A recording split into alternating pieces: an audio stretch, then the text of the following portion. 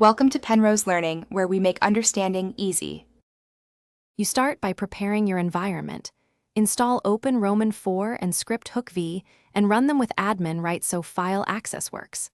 Once done, download an SRT extractor mod that matches your GTAV version to avoid crashes. Make sure to back up the entire GTAV folder and your save files before any edits.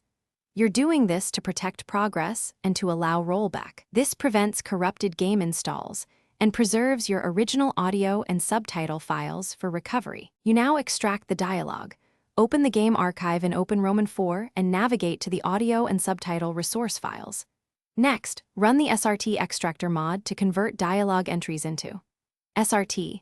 This creates timestamps and text blocks.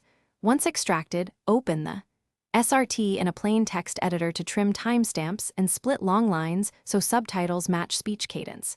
Make small timestamp shifts if lines appear early or late. Testing short clip speeds iteration and keep sync tight. You finish by placing the final SRT file into the game's subtitle directory using the original file name so the engine picks it up automatically.